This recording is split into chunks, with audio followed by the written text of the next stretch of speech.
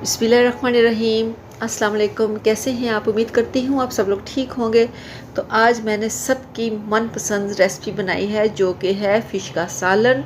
इसको बनाना बहुत ही आसान है और ये घर के मसालों के साथ इसको मैंने तैयार किया है बहुत ही ईजी तरीके से। तो चले इसको बनाना शुरू करते हैं। बिस्मिल्लाहिर्रहमानिर्रहीम। सबसे पहले कढ़ाई में मैंने ऐड किया है हाफ़ कप के करीब कुकिंग ऑयल और इसके गर्म होने का हम वेट करेंगे। और जैसे ये गर्म हुआ है तो मैंने इसमें ऐड कर दिए हैं 3 अदद छोटे साइज़ के प्याज, जिसको मैंने बहुत ही बारीक काट लिया था। आप चाहें तो इसको चॉप भी कर सकते हैं चॉपर के साथ। तो यहाँ पे इसको बिल्कुल हल्की सी आंच पे हमने इसको हल्का कलर आने तक इस तरह से भूनना है। आप देख सकते हैं हमारे प्याज के ऊपर बिल्कुल हल्का सा कलर आ चुका है और ये बिल्कुल अच्छे से सॉफ्ट हो चुके हैं। इसके बाद इसमें यहाँ पे शामिल करूँगी अदरक, लहसुन और सब्ज़ मिर्च का पेस्ट, तकरीबन 2 टेबलस्पून भर के। तो मेरे पास है 1 किलो के करीब मछली, ठीक है। उसके मुताबिक मैंने इसमें 3 अदद छोटे साइज़ के प्याज और 2 टेबलस्पून भर के मैंने इसमें अदरक, लहसुन और सब्ज़ मिर्च का पेस्ट ऐड किया है। इसको भी यहाँ पे 1 मिनट के लिए भून लिया है। और इसके बाद यहाँ पे शामिल करूँगी इसमें टमाटर। मैंने बड़े साइज़ के 2 अदद टमाटर लिए थे, उनको बारीक काट लिया मैंने। और इसको भी हम यहाँ पे मिक्स करेंगे। इस तरह से इसको हल्का सा हम यहाँ पे सॉफ्ट करेंगे हल्की सी आंच पे। इसको यहाँ पे हम कवर करके छोड़ देंगे तकरीबन 3 से 4 मिनट के लिए बिल्कुल हल्की आंच पे, ताकि ये टमाटर अच्छे से सॉफ्ट हो जाए। तो चलिए चेक करते हैं। बिस्मिल्लाहिर्रहमानिर्रहीम। तो आप देख सकते हैं जो हमने टमाटर इसमें ऐड किए थे उसने काफ़ी पानी छोड़ा हुआ है और अच्छे से ये सॉफ्ट हो चुके हैं। तो इसको हम यहाँ पे भून लेंगे हल्का सा, ताकि जो इसका एक्स्ट्रा पानी है वो बिल्कुल ड्राई हो जाए। तो इस तरह से आपने इसको तेज़ आंच पे अच्छे से भून लेना है, ताकि जो इसकी ग्रेवी है वो बहुत ही दानेदार सी बने। तो यहाँ पे हमने इसको 2 मिनट के लिए भून लिया है। इसके बाद यहाँ पे ऐड करूँगी मसाले।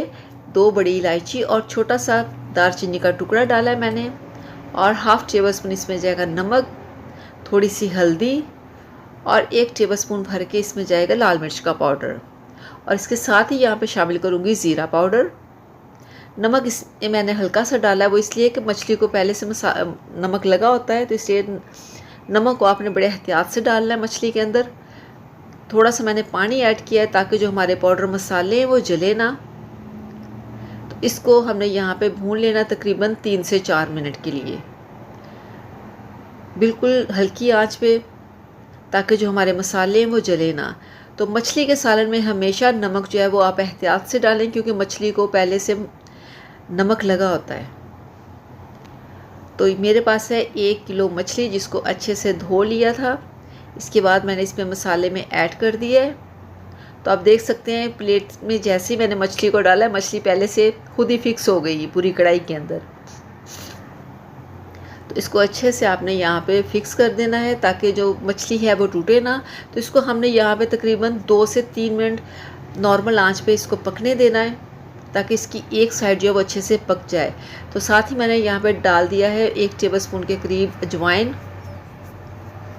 अजवाइन इसमें लाजमी डालते हैं, इससे इसकी स्मेल जो है वो ख़त्म होती है और इसका बहुत ही अच्छा फ्लेवर आता है अजवाइन का।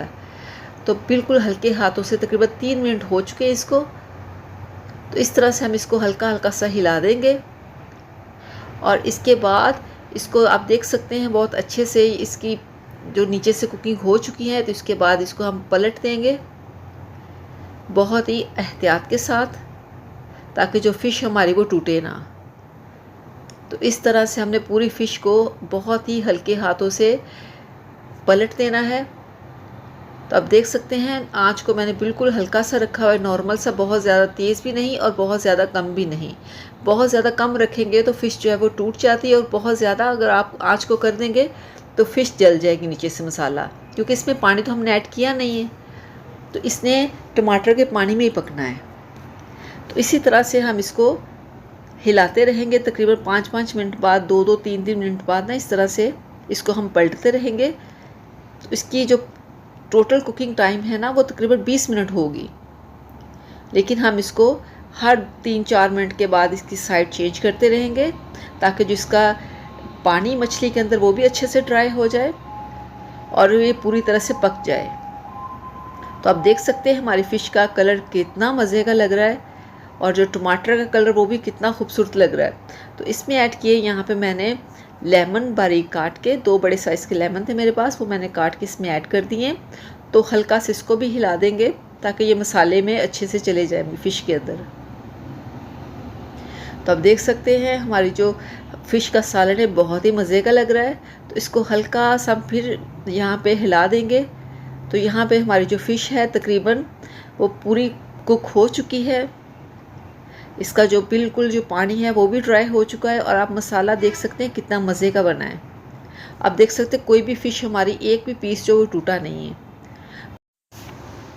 तो लास्ट में जाएगा इसमें सब्ज़ धनिया और सब्ज़ मिर्च बारीक कटी हुई। तो इस तरह से हमारी जो रेसिपी है वो यहाँ पे फाइनल होती है। और अगर आपको मेरी ये रेसिपी पसंद आए तो मेरे चैनल को सब्सक्राइब कीजिएगा, वीडियो को लाइक कीजिएगा, दुआओं में याद रखिएगा।